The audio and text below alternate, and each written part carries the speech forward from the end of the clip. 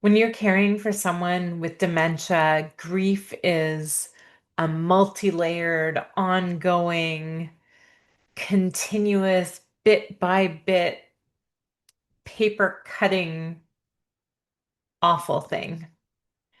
It's not just about losing them at the end, it is about losing parts of them while still loving them so fiercely. And this is something I've been thinking a lot about because there's a few types of grief, and I came across a paper about dementia grief specifically that really resonated with me. But um, I thought I would talk about kind of the kinds of grief that we go through as caregivers and in dementia, especially.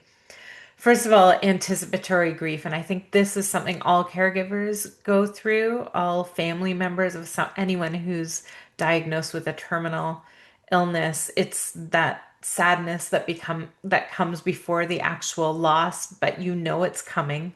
So you're kind of anticipating, you might start to imagine life without them, and you're preparing yourself emotionally even though you're seeing them every day and as caregivers caring for them every day.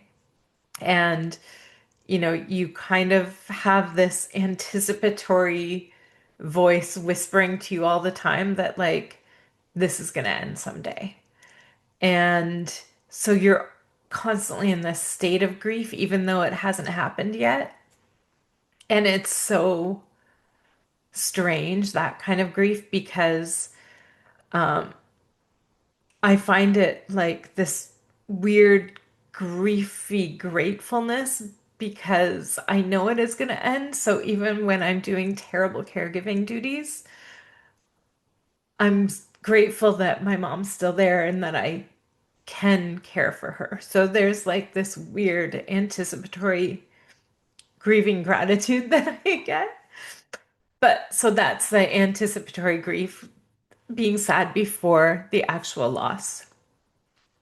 Then there's ambiguous grief, and this is talked a lot about in dementia care, especially because the person is physically there, but they're not there in the way that they used to be. They're not the same person. And I feel like this one continuously hits me. I get these flashes when I'm going to visit my mom, like I'm gonna go visit my mom, and she's not my mom, like that, it's not her.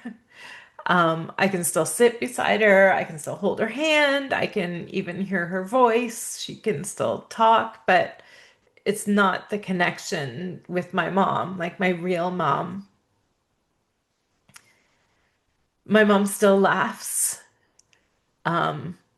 Sometimes I don't know if she knows what she's laughing about, like, but we're not having the conversations that we used to. It's so confusing. Like I will come home or I'll finish work or come home from a workshop and I'll think, oh, I'm gonna call my mom and see how she is, or I'll call my mom and tell her about my day.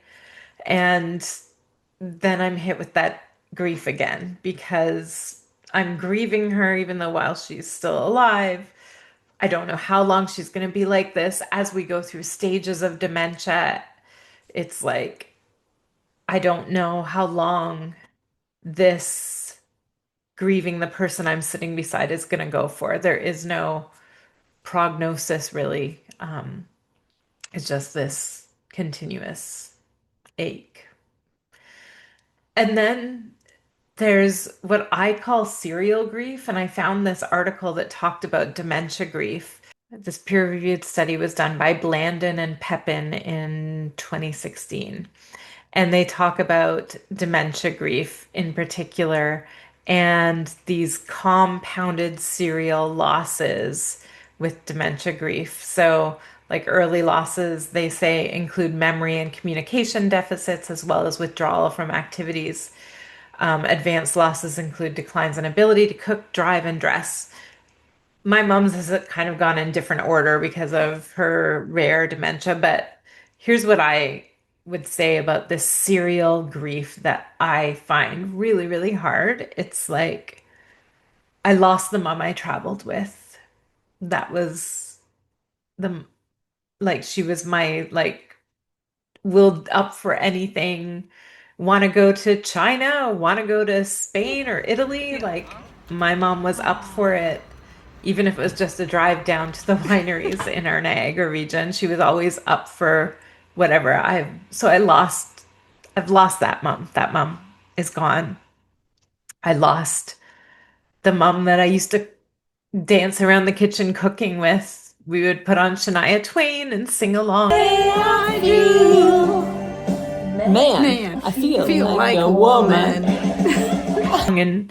And cook together, and like that mom is lost, so that's another like serial loss. And I could see it being lost as we would try to cook, and it wouldn't work, or she would get frustrated, and cooking became harder and harder through these stages of like doing one step of a recipe at a time to giving her one thing to do, like just cut the broccoli or the potatoes, or just then it was like just stir things as I add them, or like slowly losing these like paper cut moments of cooking with her.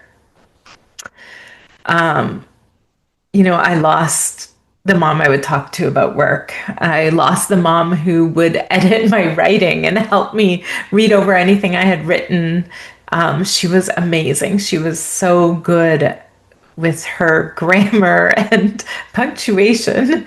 And that was probably one of the first things I lost. And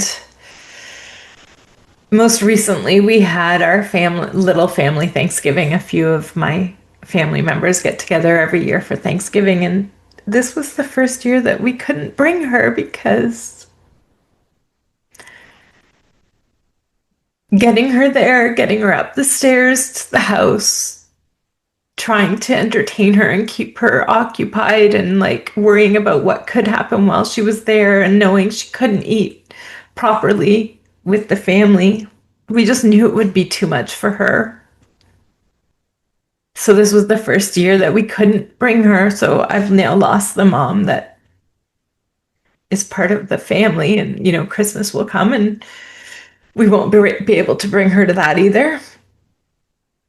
So there's these serial losses that are a part of dementia grief that are, again, so hard. And like right now, I still have the mom that is happy to see me. She doesn't know who I am, but she does hug me and is happy to see me. And I'm going to hold on to that because I know I'm going to have to grieve that soon, or at some point. I don't know how long we'll be at this stage, but God, the grief is really, really hard. And so if you are a caregiver feeling any of these kinds of grief, please know that you are not alone and you're human, and feeling the grief is so important. It's something that I am working on because I tend to tuck it away and just get stuff done. But I know that feeling it is so important for you to have a full life and for me to have a full life. So let yourself feel the ambiguous, the anticipatory, the serial losses, and the all of the forms of grief, and that's part of love and care. And one thing I've noticed is as I've allowed myself to feel more over the last little while, I'm starting to feel other things as well, like hope. And so I just want to say that you're not alone. You're human, and it's okay to feel it all. And you're going to feel it all. And the more you let yourself feel it, the more you might feel some good things too.